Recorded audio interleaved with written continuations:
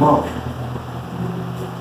nesse momento eu pediria que nós, ao fecharmos os nossos olhos e nos desligarmos uns lá fora, nos conectássemos com a divindade, nos conectássemos com Jesus, com a espiritualidade amiga, com os mentores espirituais, com os nossos trabalhos,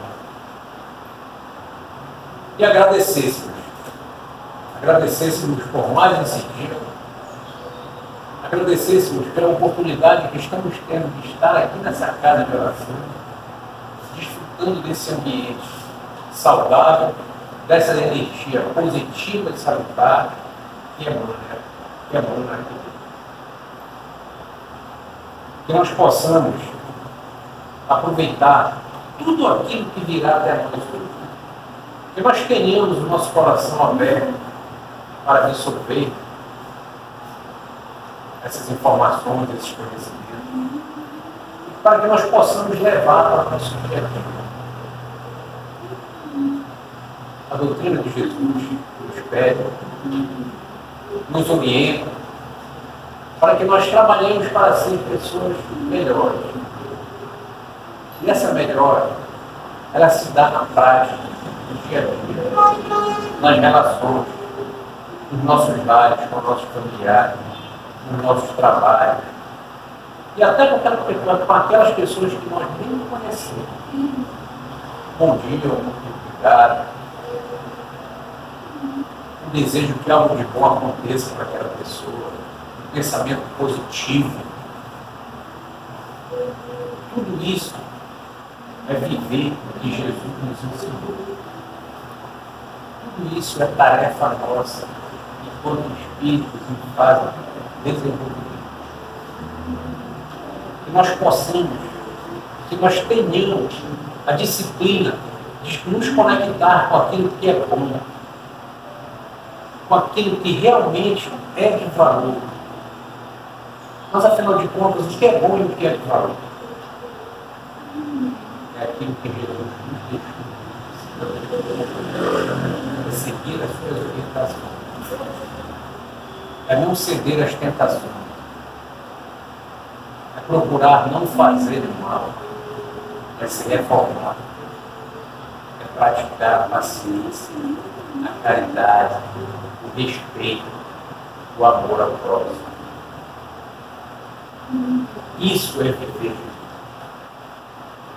Jesus é um exemplo. Mas que ele não seja somente admirado e louvado, que ele seja principalmente vivido por cada um de nós no nosso dia a dia. Pai, obrigado pelas oportunidades que nos deu, que nós possamos aproveitar tudo que hoje virá na frente. Agora nós vamos Felipe vai iniciar a palestra, nos trazer boas informações, boas coisas, né, Felipe? Pessoal, primeiramente, boa noite. Muita gratidão ter a oportunidade de dividir com vocês um pouquinho de estudo que a gente vem se debruçando há alguns tempos. E queria deixar muito claro que eu não me coloco aqui na presença de um palestrante. Eu acho que isso é um cargo muito mais elevado. Eu prefiro me apresentar como um estudante, né, assim como vocês, que busca aumentar o seu conhecimento a cada dia e o melhor, dividir. Não somente aprender para si próprio, mas dividir com vocês.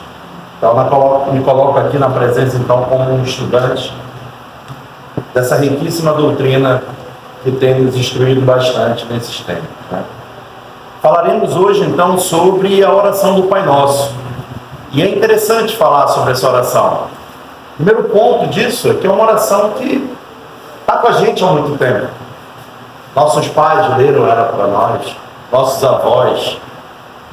Sendo cristão ou não, eu já ouvi essa oração em algum lugar. Depois se torna cristão, ouve de novo. Mas a espiritualidade, através de um ato muito caridoso, resolveu se debruçar sobre essa oração. E cada pedaço da oração, dessa belíssima oração, ela é recheada de muito conhecimento.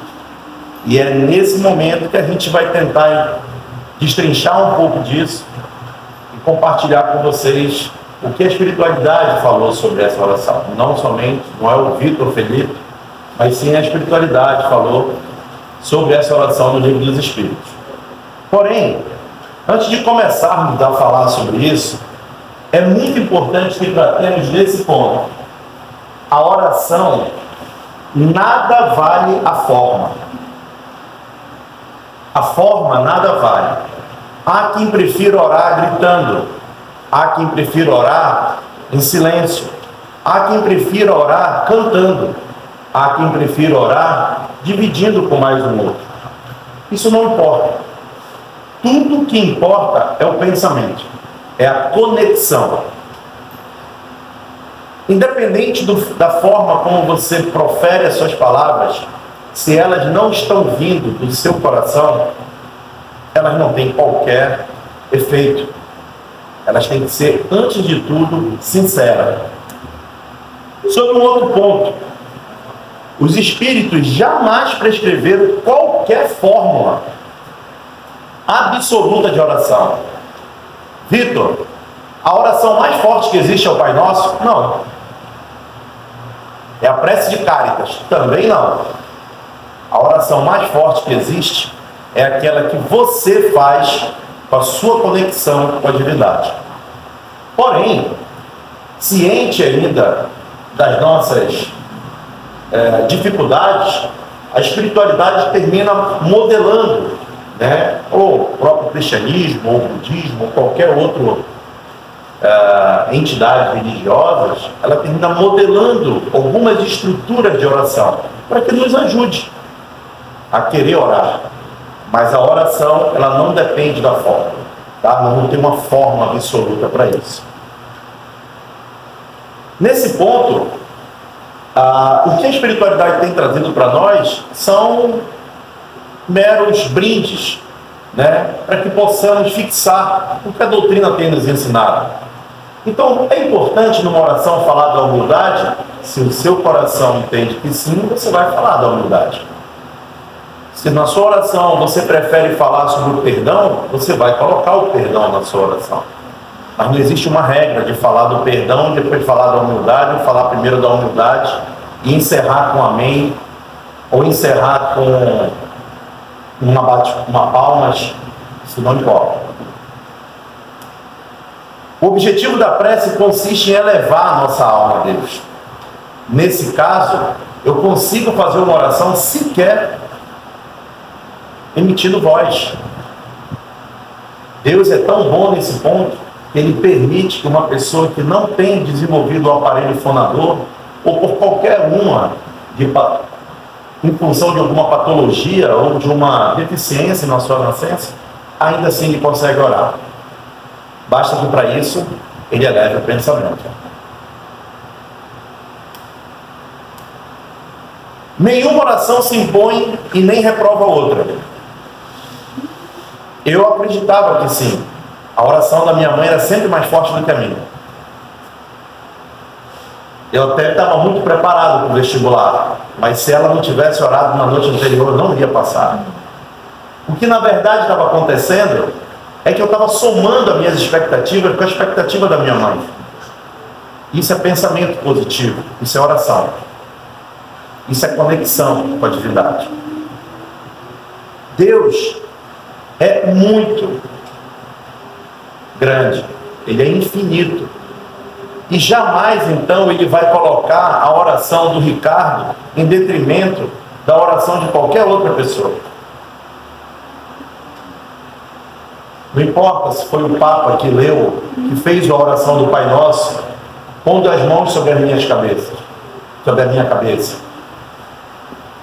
Se aquilo não foi honesto, se não foi sincero e não foi de coração, a comunicação não aconteceu. O que marca a oração é o pensamento.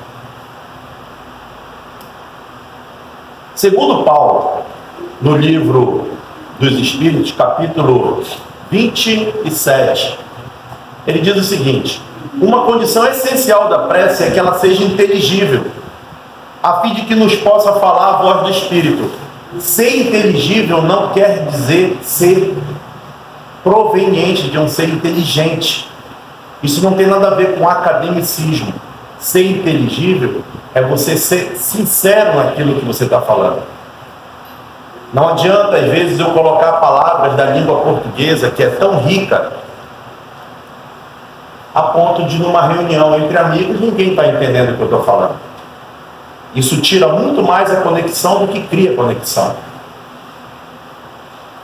Então, seja inteligível, né? Se faça entender. A prece precisa ser clara, simples e concisa, sem fraseologia inútil. E é muito comum isso, né? Eu vou usar uma frase, a própria Bíblia tem muito disso, mas isso era típico da época. Usa-se muita mesóclise, próclise, ênclise. São estruturas da língua portuguesa que, ao ler, você perde mais tempo tentando entender o que está escrito do que a conexão em si. E isso não é uma crítica à Bíblia. Isso é uma crítica à forma como eu estou buscando de querer orar. Ore, pense, seja honesto com o que você está querendo. E isso sim vai surtir efeito. Não somente os adornos das palavras. Vivemos recentemente um caso muito comum, né? Quando você está diante dos doutos da academia ou dos grandes conhecedores do direito brasileiro, eles se comunicam entre si com palavras tão belas que a gente não sabe o que eles estão dizendo. Dessa forma, o cliente que estava ali querendo ser contemplado ou entender o que estava sendo tratado, não entende nada. O mesmo se dá na oração. Mas, Vitor, você está querendo dizer, então, se eu usar uma palavra muito difícil, Deus não entende? Entende. Entende todas. A pergunta é, para quê? Se você vai orar sozinho. Qual é a lógica disso? Para você faz muito sentido usar uma palavra bem complicada? Use. Mas se você vai orar para outras pessoas, busque ser inteligível. Se você não foi claro, a comunicação não aconteceu. Ok? Entretanto, nota-se um ponto muito importante na oração do Pai Nosso: a volubilidade. Quando algo é muito simples, você repete aquilo com tanta facilidade que você sequer percebe que você está fazendo aquilo. Isso é chamado de volubilidade, e a oração do Pai Nosso recai sobre isso. Eu costumo contar nessas orações que você consegue orar o Pai Nosso sem errar nenhuma frase, fazendo um tricô, fazendo uma sopa,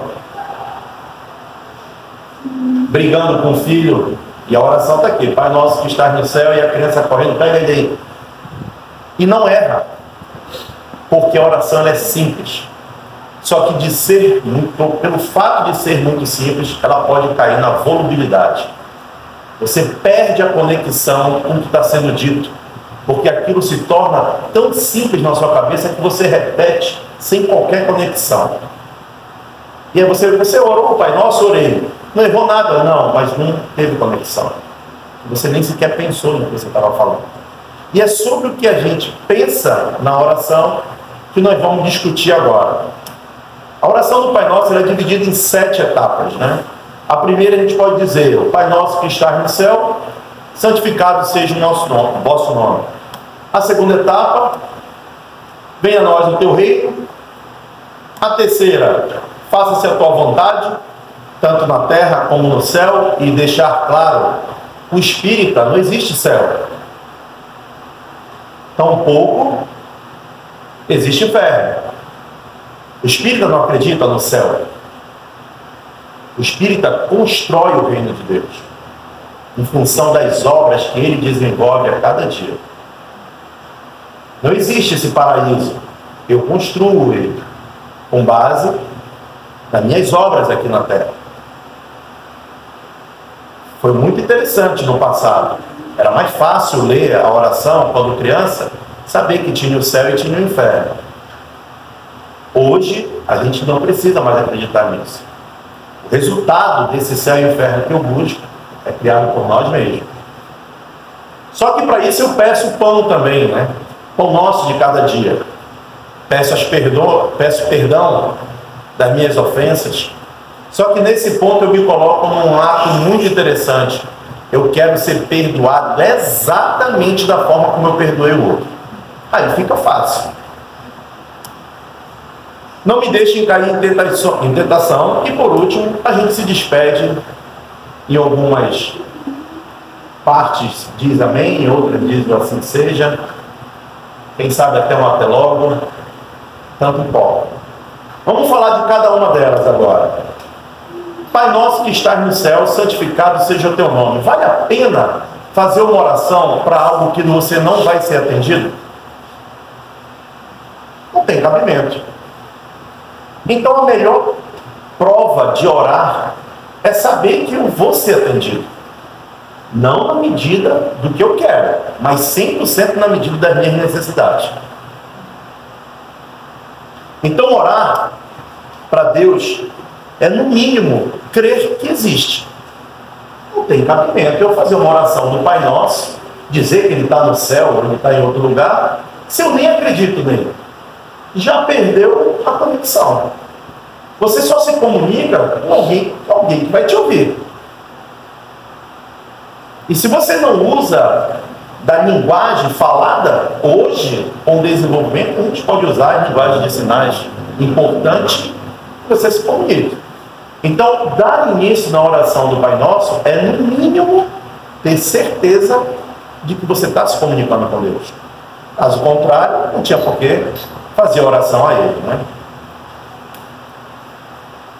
Nesse ponto, eu não tenho como deixar de crer. Basta que eu olhe ao nosso redor e contemple a beleza da natureza. E por um simples ato de harmonia de tudo que existe ao nosso redor, já me leva a crer que existe algo muito superior. E é para esse algo superior que eu me dirijo. Em todas as obras da criação, desde o ramo da erva até os astros que se movem no espaço, isso só pode estar sendo governado por algo muito grande. Então, eu fico tranquilo em iniciar a oração do Pai Nosso, me manifestando para essa energia, que governa tudo isso, não vai governar o anseio meu? É muito não querer crer, né? Cego, portanto, é aquele que não reconhece as obras de Deus. Basta olhar ao redor. Desde da íntima conexão dos átomos, as partículas mais elementares descobertas pelos físicos, até a relação de harmonia ou de desarmonia organizada no cosmos.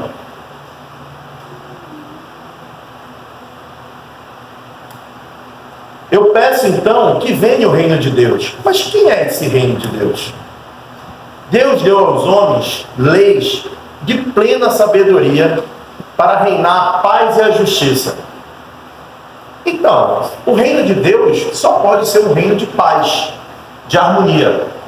Eu busco por ele ou eu pratico ele? Ele já existe. Nenhum ser humano, independente da sua condição, reencarnou na Terra com a imensa missão de somente sofrer. Não pode. Porque se assim fosse, Deus seria punitivo. Seria aquele Deus do Velho Testamento. Todos que aqui estão, independente de sua condição física, já têm gravado na sua consciência todas as leis. Vitor, eu preciso fazer parte do movimento espírita para compreender isso? Não. Porque se assim também fosse, só estariam dispostos a conhecer isso quem está acontecendo agora. E quem reencarnou lá atrás? Antes do Kardec montar tudo isso, não valeria? É errado, valeria. Porque as leis de Deus, elas independem da religião. Ela é um patrimônio do indivíduo. Cada um de nós que encarna aqui vem com as leis plenas, bastando colocar à prova a execução. Todas as misérias deste mundo, então, provêm da violação da lei de Deus. Que violação? Das leis que está dentro da nossa consciência. Basta violar uma delas, que fatalmente a gente vai ter as consequências disso. Deus deu ao bruto o instinto e ao homem a inteligência. Então, até aquele que não teve a capacidade ainda de raciocinar, Deus não deixou de lado? Não. Deu a capacidade de viver pelo instinto. E aquele que tem a capacidade de raciocinar, siga e busque o reino que você tanto está pedindo na oração. Porque as leis já estão contigo. Ninguém pode reclamar a ausência de Deus. Ninguém. Porque se tivesse reclamado, seria um ser humano na Terra que não tem a lei na consciência. Todas as leis estão na nossa consciência. Faça-se a tua vontade, assim na terra como no céu. O que será que a gente pede nessa parte da oração? Os espíritos se debruçaram sobre a oração e dizem o seguinte: se a submissão é um dever do filho para com o pai, imagina qual seria o dever da criatura para o Criador.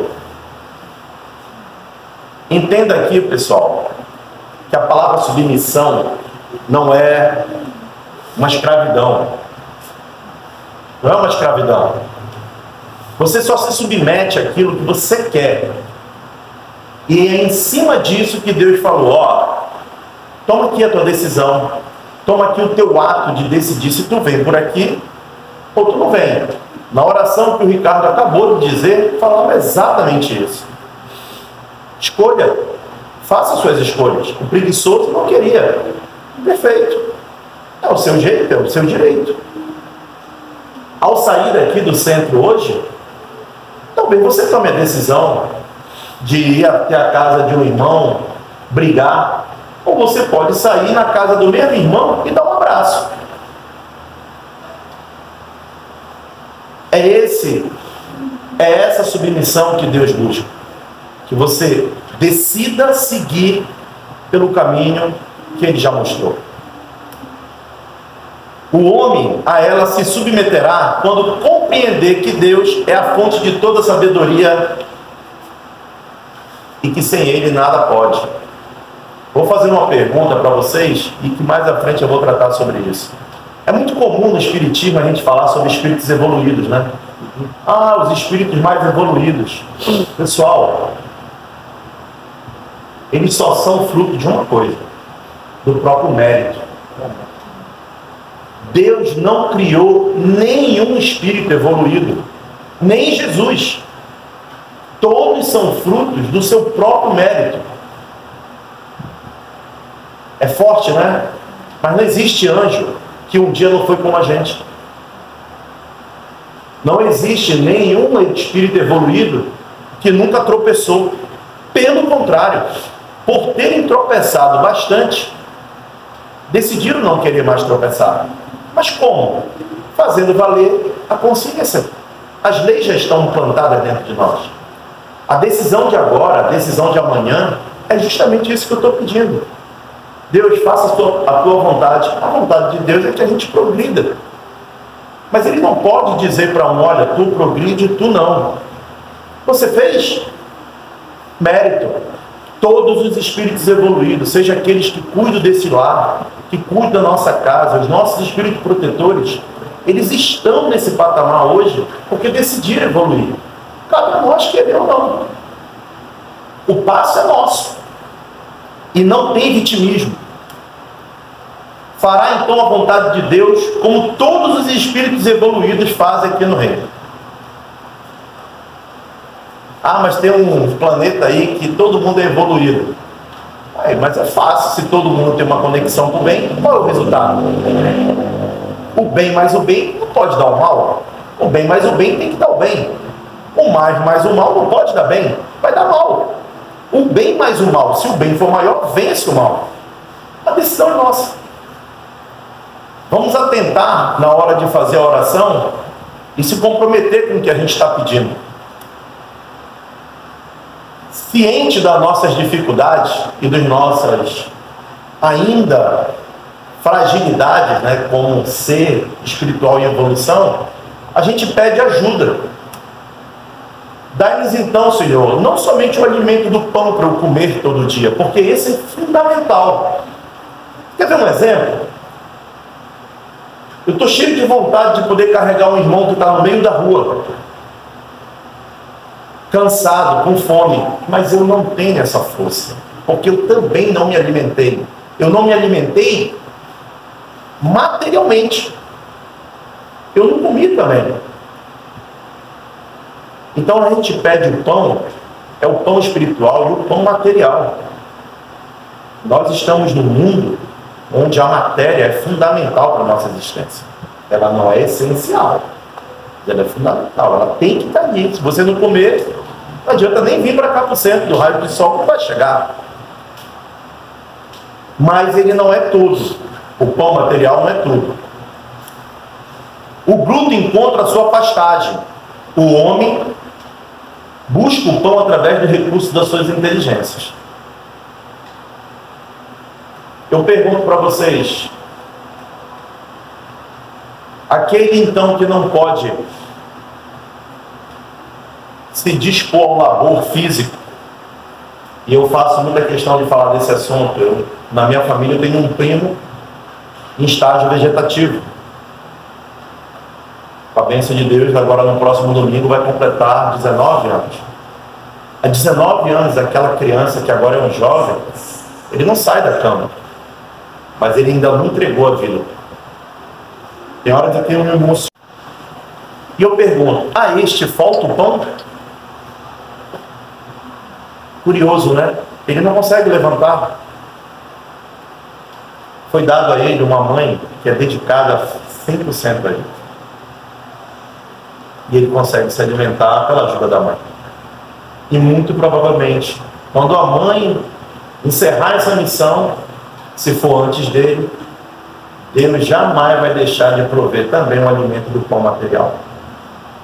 E o que segura ele aqui na terra, muito provavelmente, é o alimento espiritual. Por acreditar, continuar vivendo, por querer viver.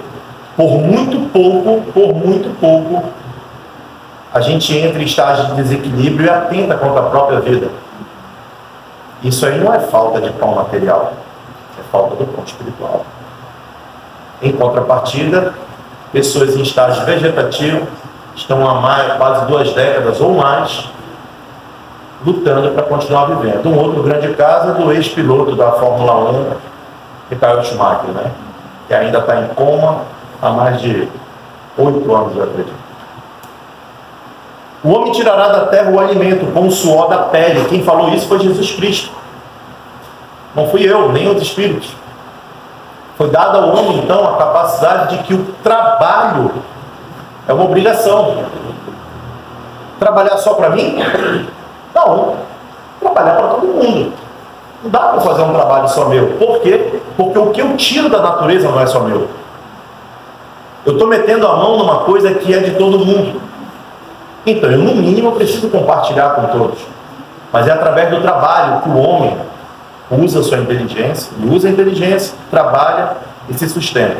E, em paralelo a isso, a alimentação do pão espiritual.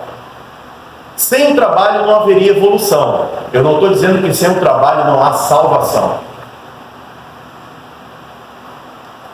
O que salva é caridade. Só.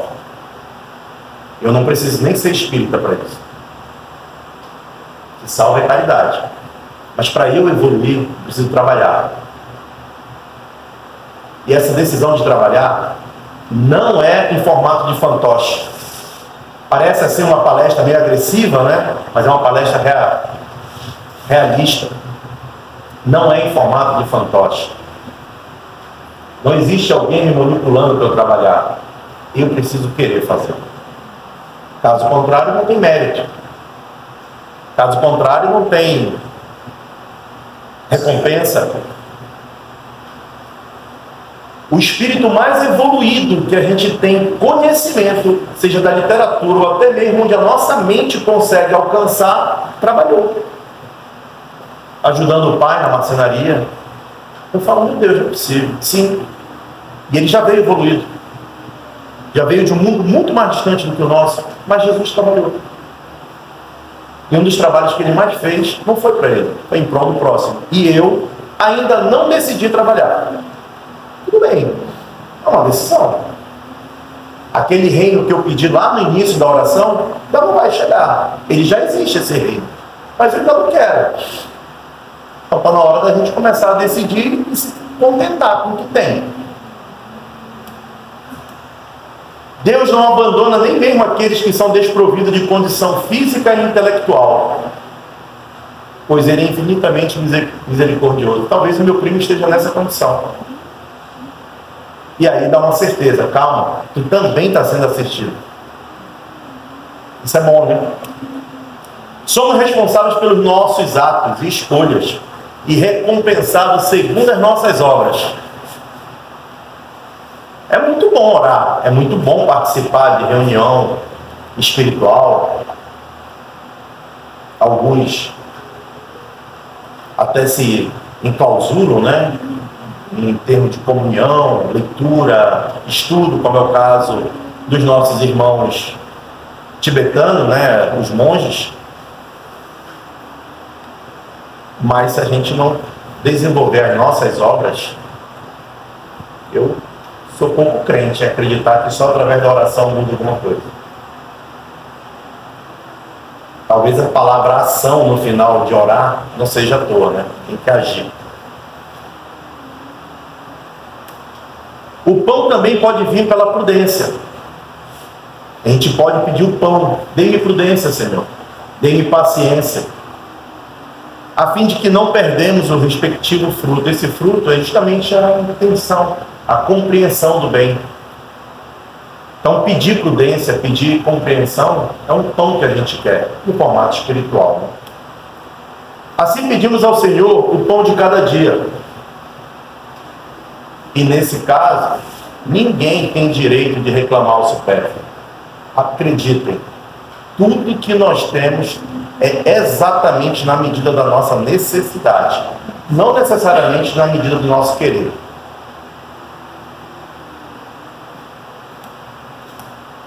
Se estamos submetidos às mais duras provações, é normal. A gente vem cometendo erros ao longo de várias encarnações. Mas Deus dá um conforto.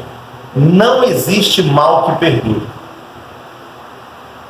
Não tem como. Se assim fosse, meu Deus, qual é a lógica de você me colocar num planeta só para sofrer? A nossa incompreensão, a nossa imaturidade espiritual faz a gente enxergar que a gente está sofrendo. Quando, na verdade, todo dia é um dia de educação. É um dia novo de educação. É um dia de alerta que é dado para nós, para a gente cutucar a nossa consciência e falar, parei. Eu quero chegar lá naquele lugar onde tem várias pessoas com asas na costa, e que são chamadas de anjo. Porque eles também já tropeçaram demais. E decidiram não passar mais por isso.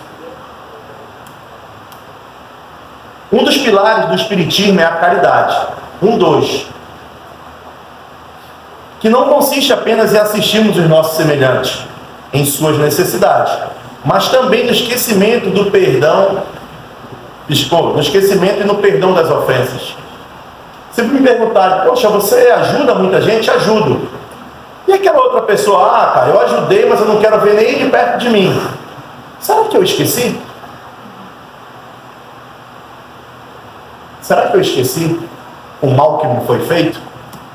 Mas olha que curioso, na oração eu falo, perdoe, Senhor, na mesma medida com que eu estou perdoando os outros. É muito simples. Vitor, sabe como tu perdoou aquele rapaz lá que bateu no teu carro? Sei. Aí, ó, mesmo jeito. Ação e reação. Não tem mais nem menos. Poxa, então eu vou perdoar ele diferente. Perfeito. No outro dia, ou no mesmo dia, na mesma hora, no mesmo segundo, o fator vira. Não tem tempo, é na hora. Eu decido perdoar de um jeito e eu vou ser perdoado do mesmo jeito. E é curioso, nós pedimos isso na oração. Pedir o perdão de nossas dívidas, muito obrigado. Fazemos o uso da lei da ação e reação. É muito fácil, nesse caso, pedir na oração para que Deus nos dê o pão e nos perdoe. Mas naquele exato momento eu estou agindo com a minha cabeça exatamente ao contrário. Essa conexão não vai dar certo. E não tente se vitimizar dizendo, eu não fui atendido.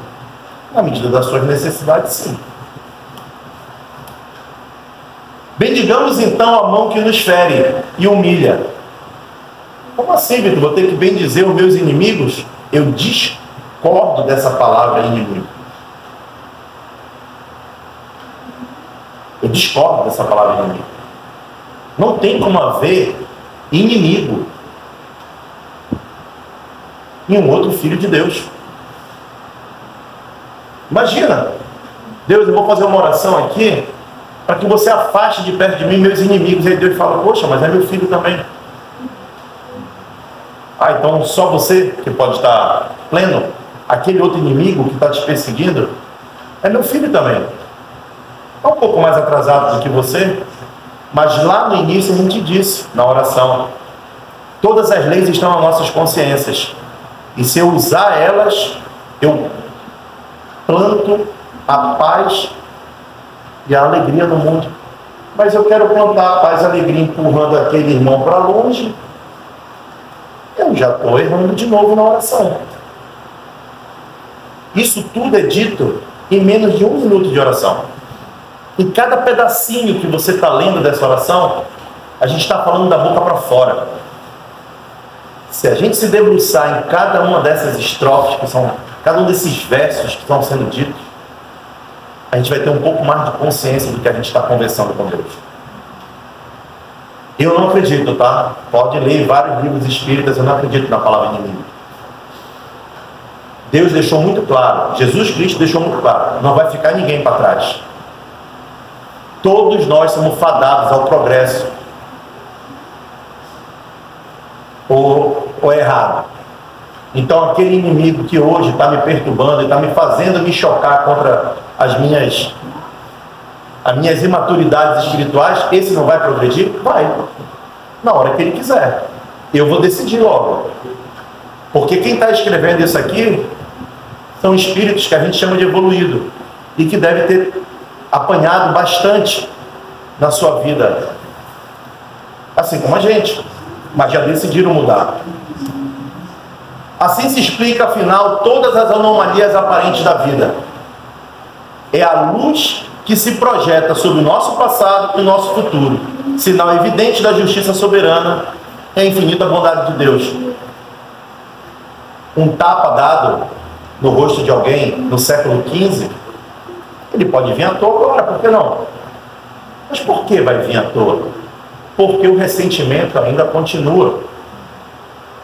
O esquecimento não foi feito. Mas eu pedi para ser perdoado da mesma forma com que eu estou perdoando. Se eu não perdoei, esse tapa na cara vai voltar.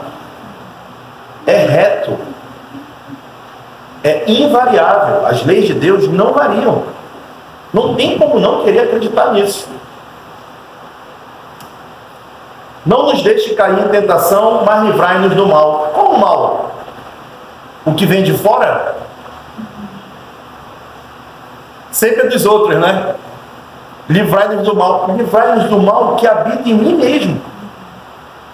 Vamos parar de achar que é o quintal do vizinho que leva o bicho para dentro de casa.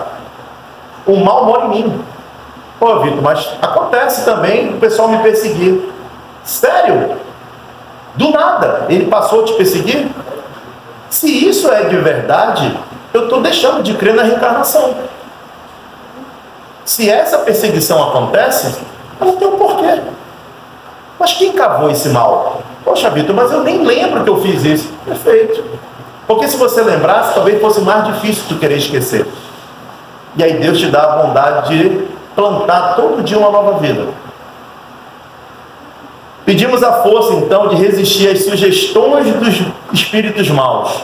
Quem é a sugestão dos espíritos maus? São outros como eu, que incentivam a cada dia a gente tomar uma série de decisões na nossa vida. Quantas sugestões a gente já não deu para outros amigos aqui, agora nessa vida, para que ele agisse de uma forma que depois fala, pô, não era para ter feito isso, mas fez. Ah, poxa, eu me arrependo profundamente. Parabéns, mas fez. Ah, outro espírito vem e me fala alguma coisa. Pô, amigo, perfeito, mas eu não vou fazer. Quem é a decisão? Ah, olha, meu Deus, está vendo só? Eu só fiz aqui porque ele mandou. Culpa ele. Aí Deus, tá bom, eu vou culpar ele, porque ele está orientando. E você? Não, tu não. É vítima? Não. As leis já estão contigo, as leis estão com ele, na cabeça dele. A mesma lei. Não tem um capítulo a mais na cabeça do dito inimigo dos maus espíritos. É a mesma lei. Aí ele sabe, ele está no outro plano, pode estar ouvindo agora aqui as explicações, mas eu conheço uma certa desinflexões do Vitor. É lá que eu vou atacar. Perfeito. Ele se comprar nisso, é lá que ele vai tentar me associar. Mas será que ele me convidaria para ler um livro? Talvez ele não queira, eu quero. Mas do mesmo jeito que ele quer uma coisa, eu também posso não querer. Então, meu Deus, se eu fraquejar, se ainda assim eu fraquejar, me apoia. E Deus fala, tudo bem. Infinita bondade, né? Soberanamente justo, tudo bem.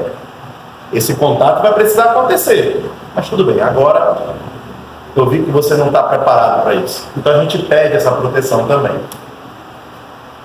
Por sermos ainda espíritos imperfeitos, encarnados aqui na Terra, e a gente encarna aqui justamente para tentar corrigir uma série de coisas que a gente já fez.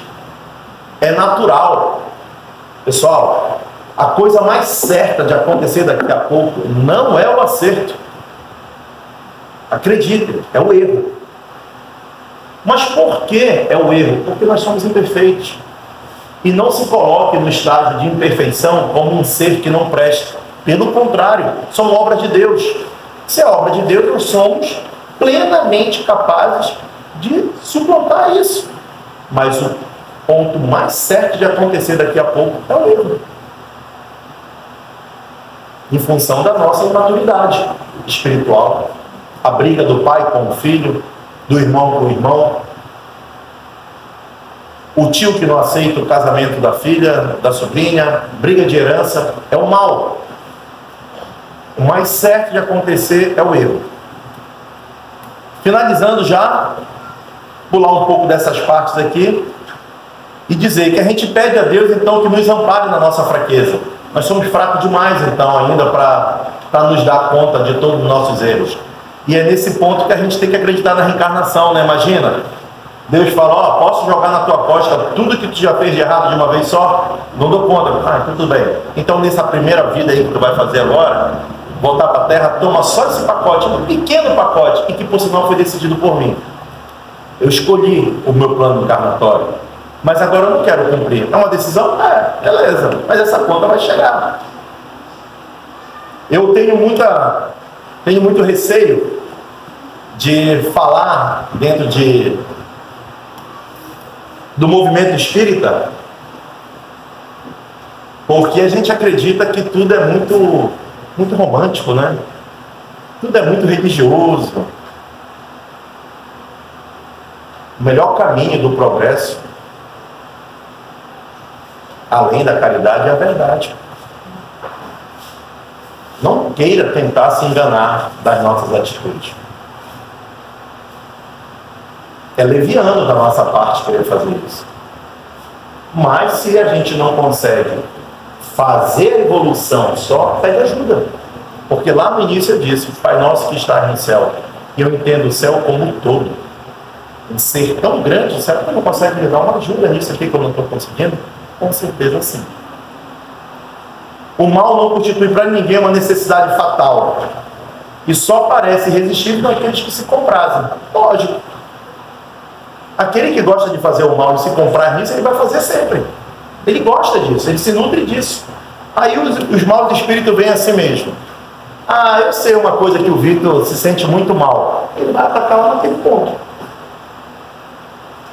Assim também os bons espíritos se comprazem no bem ou no mal? No bem. Quando você executa uma coisa boa, o que é que ele faz? Ele vai lá, dá apoio. E os nossos irmãos mais atrasados nessa cena do progresso faz o mesmo. Eu não vou convidar o Vitor para uma oração, tampouco vou convidar ele para fazer uma caridade no domingo, depois do Fantástico, lá no meio da floresta amazônica. Não vou. Estou fora, não vou. Mas eu vou convidar ele para fazer uma outra coisa, que isso para mim me apetece. Já os bons espíritos falam, pô, você vai fazer? Eu vou contigo. Ele se apetece no bem, os outros se apetecem no mal. Afirmamos a certeza, então, de que todas as coisas que nos escapam à compreensão seja feita a santa vontade de Deus. Vitor, tu acha que nesta encarnação a gente já é capaz de sair daqui e ganhar 2 asas e virar anjo? Não. Não, discordo. Acho que não. Bom, mas não é cada uma as suas obras? Você está me dizendo que a gente, como os Espíritos dizem, nós nascemos simples e ignorantes. E no livro dos Espíritos diz o seguinte: mas é tão difícil seguir isso? Ele não, basta a vontade, né? Basta simplesmente a vontade. É essa vontade que nos falta. E mesmo se assim ainda tivermos a evolução plena numa única encarnação, eu acho pouco provável. Eu estou falando em cima das minhas imperfeições. Outros podem falar, Vitor, eu consigo. Muito obrigado, irmão, me ajuda. Porque você consegue, eu ainda não. Mas estamos lutando. Por último, dirigimos esta prece a Deus, por nós mesmos e também por todas as almas sofredoras. E essas almas sofredoras são nossos antigos entes, né? Que depois vão ser nós que vão rezar por nós também. Para todos suplicamos então a tua misericórdia e a tua bênção. Isso aqui, pessoal, foi uma pequena contribuição tirada do Livro dos Espíritos, na parte de preces, no final do Livro dos Espíritos, do Evangelho, no final do Evangelho, onde os Espíritos fizeram questão de destrinchar cada pedaço dessa simples oração, e riquíssima oração. Para finalizar, eu deixo para vocês agora uma oração, que é a oração do Pai Nosso. Em seguida, uma música de reflexão, para que vocês possam se conectar e a gente consiga, então, sedimentar mais na nossa cabeça esse riquíssimo ensinamento que Jesus nos deixou, tá bom? Dá o play.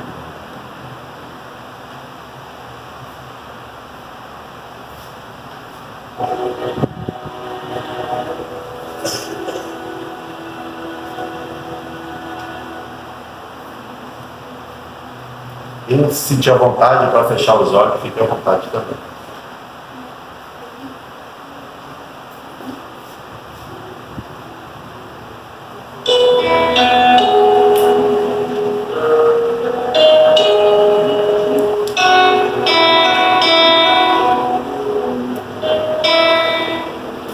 Pai nosso, nosso Pai que estás em toda parte, santificado seja o teu nome, no louvor de todas as criaturas. Venha a nós o teu reino de amor e sabedoria. Seja feita a tua vontade, acima dos nossos desejos, tanto na terra quanto nos círculos espirituais. O pão nosso do corpo e da mente, dá-nos hoje. Perdoa as nossas dívidas, ensinando-nos a perdoar nossos devedores, com esquecimento de todo o mal. Não permitas que venhamos a cair sob os golpes da tentação de nossa própria inferioridade. Livrai-nos do mal que é em reside de nós mesmos, porque só em ti brilha a luz eterna do reino e do poder, da glória e da paz, da justiça e do amor, para sempre. Assim seja.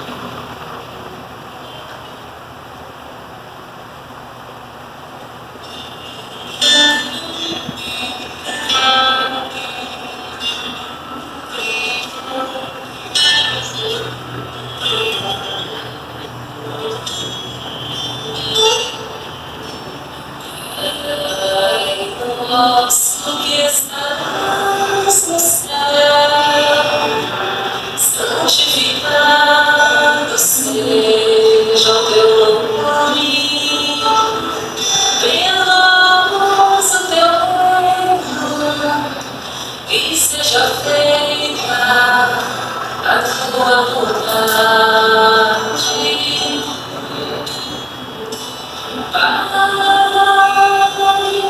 Meu Pai do céu,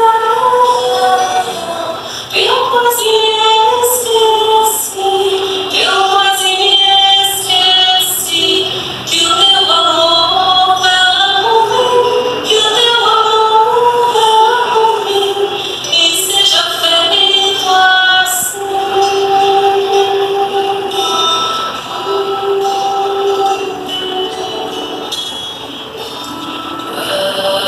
Alimento desse dia, dá-nos agora e sempre,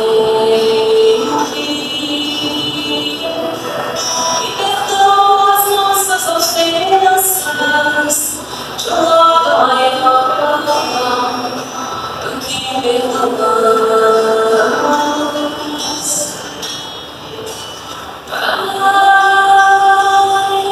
Meu Pai do céu,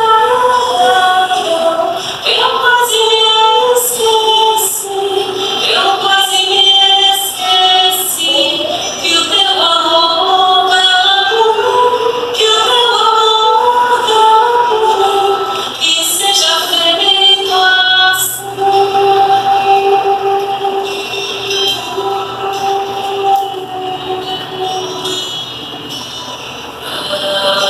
Alimento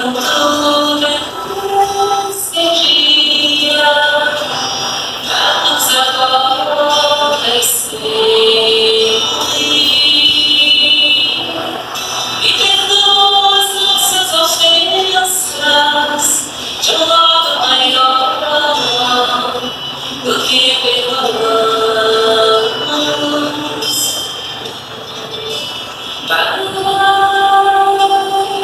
Meu Pai do céu, eu quase me esqueci, que o teu amor vela por mim, que o teu amor vela por mim, que seja feito assim. Não nos deixeis cair em tentação, mas livrai-nos de todo mal.